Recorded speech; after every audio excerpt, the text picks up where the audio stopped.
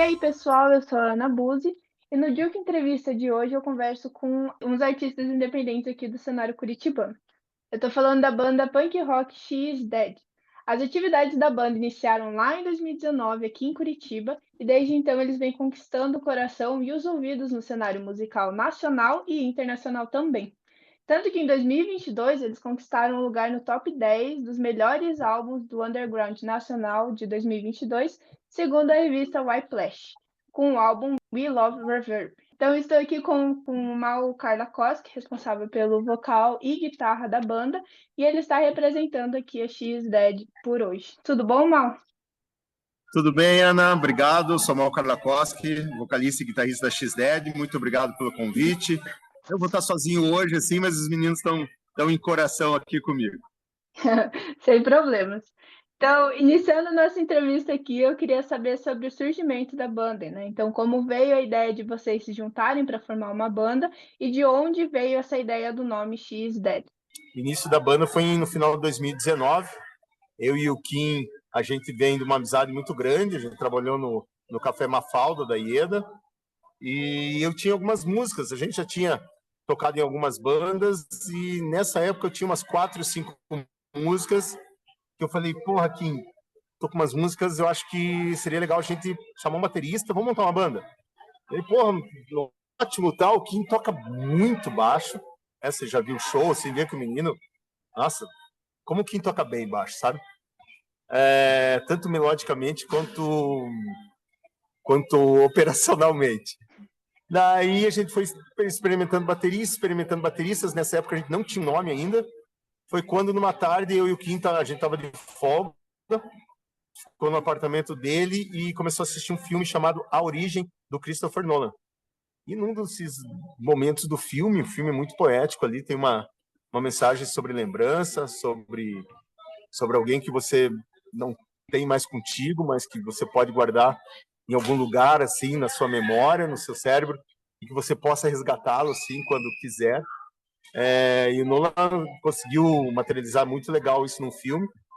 E essa personagem, que é a Marion Cotillard, ela passa por um dos atores ali, né, dos personagens, e o personagem fica assim, nossa, quem que é essa pessoa, tal, daí o cara explica, não, ela é esposa de DiCaprio, tal, não, mas como dele? Não, X dead. Ela tá morta, né, como se assim, fisicamente, mas a memória dela tá viva e participando das histórias, entrando nas histórias que eles estavam participando. O filme, quem viu o filme ali, ele é muito bonito mesmo. Essa ideia de lembrança, de memória, é muito bonita. E nessa hora eu falei, nossa, quem está vendo isso? Eu que chorando, já tô falando, nossa, o nome da banda, velho, X-Dead, entendeu? Além de ser sonoro, assim, tem uma mensagem muito bonita, assim, sabe? E não precisa ser uma menina ou uma mulher, assim, cara, pode ser tua mãe, pode ser o teu pai, pode ser uma lembrança de alguém que foi muito importante para você. Então, foi por isso que a gente resolveu colocar o nome da banda de X-Dead. Adorei o contexto, adorei a história. Esse filme é maravilhoso, já assisti. Eu amei. Amei mesmo, muito bom. Eu esqueci de apresentar, mas a banda, né, ela é formada pelo Kim Tonieto, que é responsável pelo baixo e vocal também, e pelo Alessandro Santiago, que é responsável pela bateria. Em 2019, e 2020, né, vocês lançaram trabalhos de maneira independente e conseguiram alavancar a banda no cenário musical, né, através de shows aqui por Curitiba. Porém, em 2020 a gente também tem o cenário da pandemia. E eu queria saber como que foi para vocês, para a banda em si, esse cenário, né? Como que vocês conseguiram se virar nesse momento e como que ficaram as atividades de vocês também. Pois é, a época da pandemia foi extremamente triste para todo mundo, um período muito complicado. A gente se via pouco, né? E a gente estava para lançar, já estava com material para lançar o segundo disco. Eu me lembro ainda bem antes da pandemia que a gente fez um show num lugar chamado a Casinha, o Casinha, no dia 4 de março. E a pandemia estoura um final de semana depois, tipo, ó, fecha tudo, realmente não podia ter contato junto. eu fiquei muito mal da Covid, quase morri. Então, realmente foi um período muito ruim. Quando as coisas começaram a voltar ao normal, a gente voltou para o estúdio, ainda com máscara, ainda fazendo as coisas em salas separadas, assim, para gravar. E foi essa época, pós-pandemia, assim, foi o lançamento do Love Reverb. Gravação e lançamento. Nossa, foi bem difícil mesmo. Foi um disco mais... Porque o nosso produtor também, em outro momento, que é o Luiz Horta, também ficou doente de Covid, também quase morreu. Então, foi um disco difícil para sair. Mas daí, a gente entrou no selo, depois, né, do lançamento, entramos no selo carioca Electric Funeral Records, e de repente as coisas alavancaram, assim, né? A gente começou a fazer show também fora, de Curitiba. As músicas começaram a tocar em web rádios, assim, fora de Curitiba, o Brasil todo. Acho que o pós-pandemia ali, o pessoal estava muito, muito interessado em coisas novas que vinham, porque todo mundo ficou parado, principalmente nessa área cultural, né? Nossa, eu penso o pessoal do teatro, o pessoal, sei lá, tudo, pintura, nossa, todo mundo na parte cultural, todos sofreram.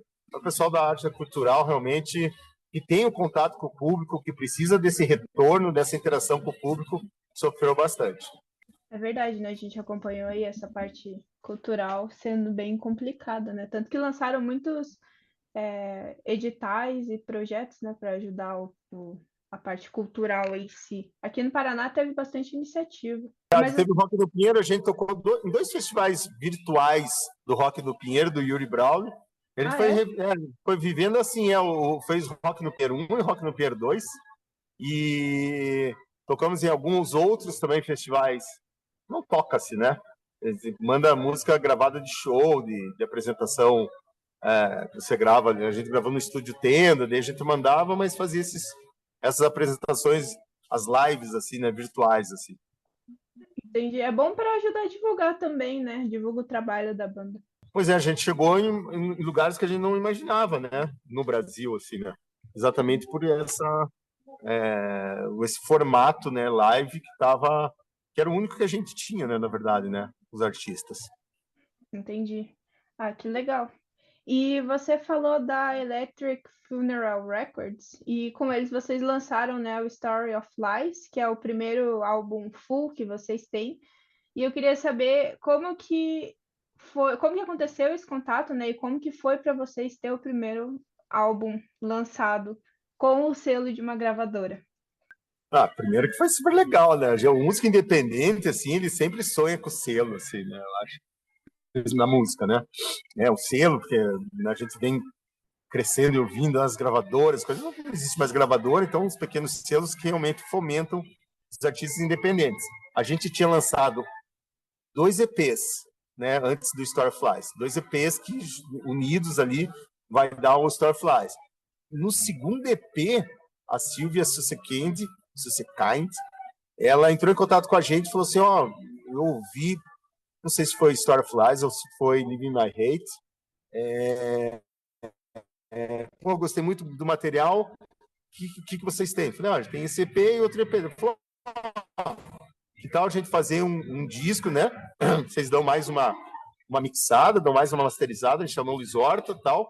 Une-se e a gente faz um disco só, né? Daí já veio o clipe. Daí, nossa, daí pra nós foi super, super, super legal, né? Tem alguém de fora, né? Querendo fazer esse impulsionamento, assim, da banda. Então foi realmente, nesse período, assim, os 2 primeiros discos, a Electric Funeral Records, assim, foi fundamental para a gente continuar acreditando. Assim. A gente é música independente, né? A gente tem inúmeros outros fatores que não são banda, né? Trabalho, de vida, assim. E ter um respaldo num selo, assim, foi bem importante para a gente nessa época. Ah, que legal, eu imagino mesmo, né? Deve ser uma emoção de tipo, estou seguindo o caminho, estou fazendo certo. E tem tudo para dar certo a partir de agora.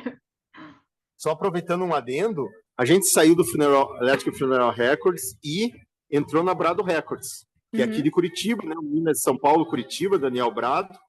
E na Elétrica a gente fechou esses 2 discos, né? E no terceiro, aliás, o Funeral Rest já tinha se mudado lá para Salvador. A gente já estava meio pensando em ter um selo mais em Curitiba mesmo, um selo mais local aqui da gente. Então, o Abrado Records, que é daqui, né? Ele fica entre aqui e São Paulo, conseguiu realmente resgatar de novo, essa nossa energia.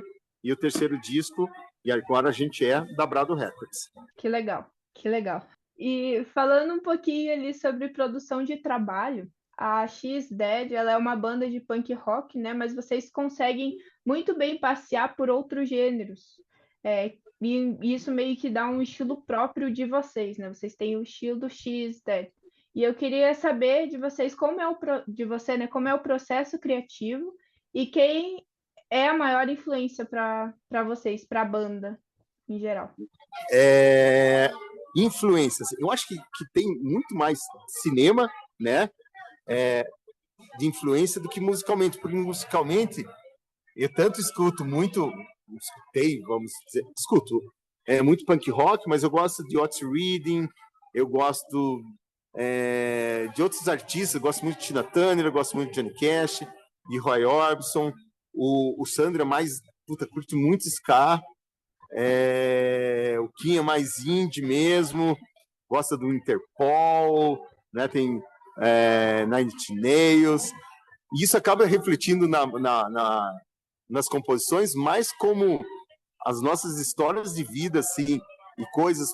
Hoje, qual que seria, que eu acharia que fosse uma influência que eu tive? Ramones, The Cure, Dizzy Mary Chain, Velvet Underground, né? Mas você vai escutar o som, não tem tanto disso, né? Acho que talvez o Pixies realmente seja o que eu principalmente mais me influenciei e que mais consegui colocar como música e como composição, assim. Então acho que o Pixies seria essa banda mais chave, assim, nessa questão de influência. E como que é o processo criativo para composição de uma música? Consegue contar um pouquinho? O processo criativo do primeiro disco foi um fora. Quer que eu retorne? Não precisa. Vamos lá. O processo criativo da X-Dead, ele caminha diversas estradas aí, mas acho que o primeiro disco assim foi mais a dor minha e do Kim, assim, de um relacionamento que não tinha dado certo, né? O segundo, o relacionamento que deu super certo, né? A qual eu casei, né? Então é um disco muito mais construtivo, assim, do que o primeiro, que eu acho bem destrutivo, assim.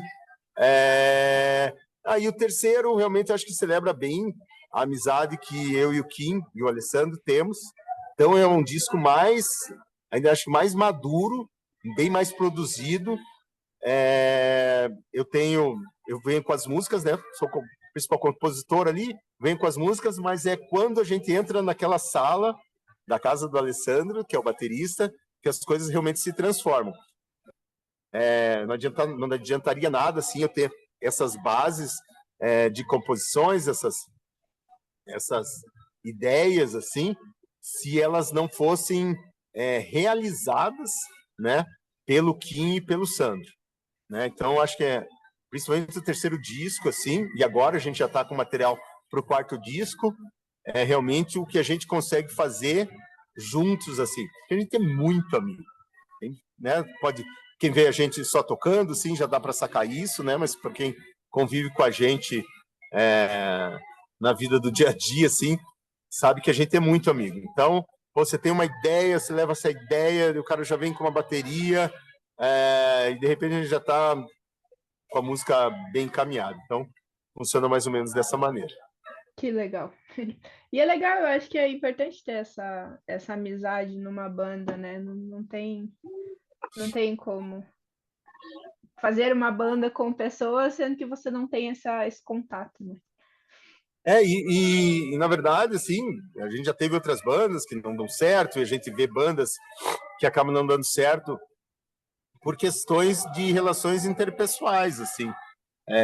Nossa, ego, ciúme, às vezes uma pessoa não está no mesmo tipo de vibração ali, acompanhando você e coisa e tal, e você tá...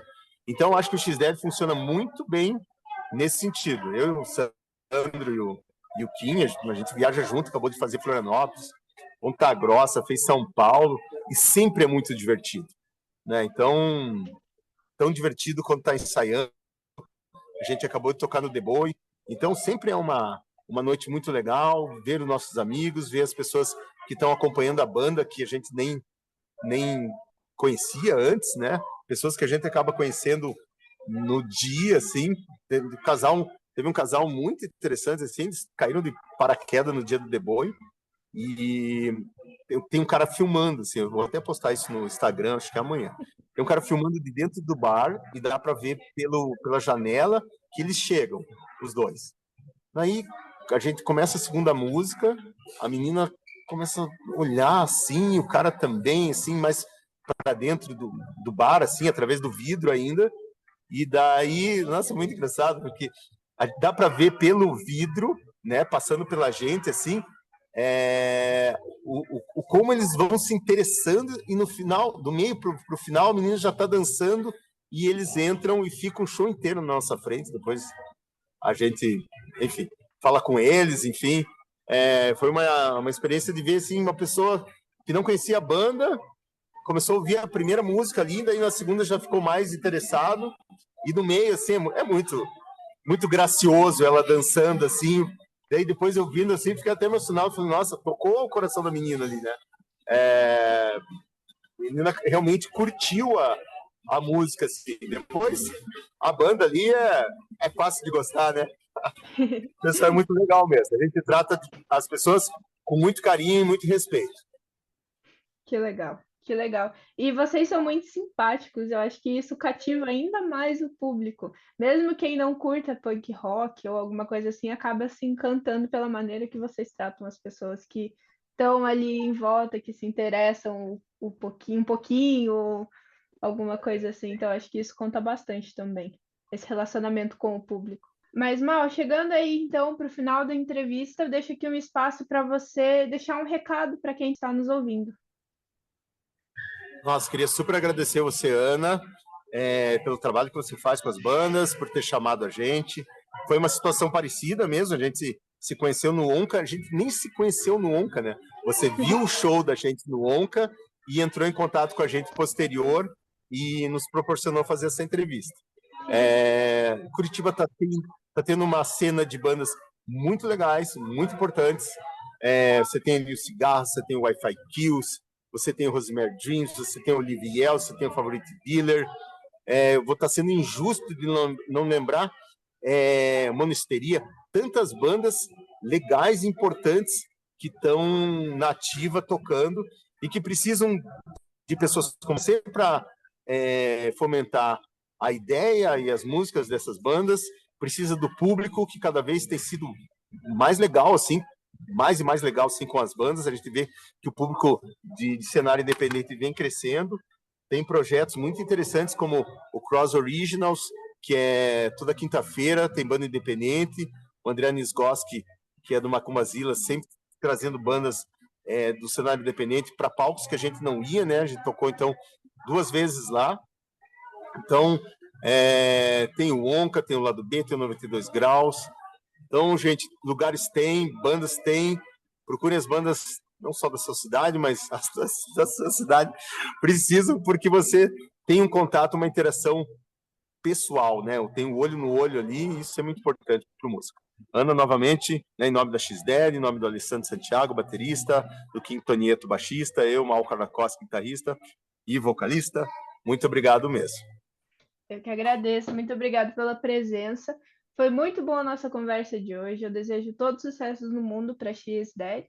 E esse foi o Jukebox Entrevista de hoje. Obrigado você que nos escutou até aqui e até a próxima. Até a próxima. Obrigado, Jukebox.